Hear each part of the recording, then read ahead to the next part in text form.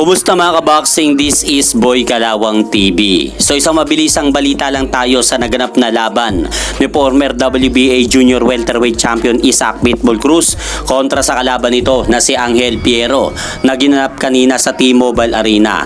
So dahil dyan, panalo nga po itong si Isaac Pitbull Cruz via unanimous decision sa kanilang naganap na All Mexican War na laban itong kanyang kapwa Mexicanong kababayang boksingero na si Angel Piero. Kaya dahil dyan, sa pagkapanalo ni Isaac Pitbull Cruz kanina, napanalunan po nito sa laban ang titulong nakataya na WBC Commemorative Aztec Warrior Belt at tumabante na rin ang kartada ni Isaac Pitbull Cruz sa 27 na panalo at 3 talo at 1 tabla at 18 po dito yung natapos via knockout. Habang ito naman po ang ikatlong talo ni Angel Piero sa kanyang buong professional boxing career dahil bumagsak na nga po ang kartada nito sa 23 na panalo at 3 talo at 2 tabla at 18 po dito yung natapos via knockout.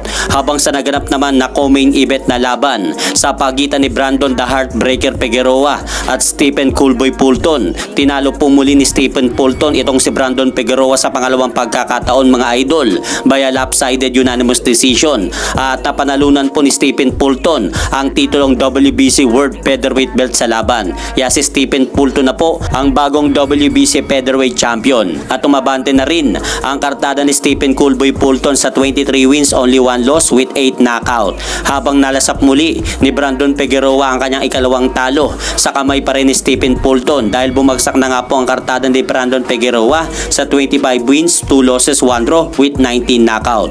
At sa naganap naman na main event na laban sa pagitan ni David Benavides at David Morel mga idol, grabe ang laban ng dalawa sa ibabaw ng lona. Palitan nga po sina David Benavides at David Morel na mga matitinding suntok sa bawat isa at naka-score pa nga po ng isang knockdown itong Cuban boxer na si David Morel matapos tamaan ng isang halibas na kanang suntok itong si David Benavides sa round 11 upang mabuhayan ng kumpiyansa itong Cuban boxer sa kanilang nangyaring laban kanina. Pero matapos tumunog ang kampana, biglang sinuntok ni David Morel itong si David Benavides, kaya nabawasan nga po ito ng tigi 1 puntos sa bawat hurado. Kaya nakuha pa rin ni David Benavides ang panalo mga idol via lopsided unanimous decision at umabante na rin ang malinis sa kartada ni David Benavides sa 30 wins no losses with 24 knockout. Habang nalasap naman ni David Morel ang kanyang kauna-unahang talo sa kanyang buong professional boxing career sa kamay ng tinagurang El Monstro ng bansang Mexico na si David Benavides.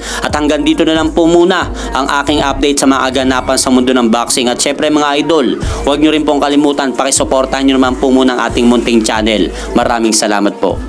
Sa aking pagbagsak ay mas lalong lumakas na turingan na bansag. Ako si Casimiro.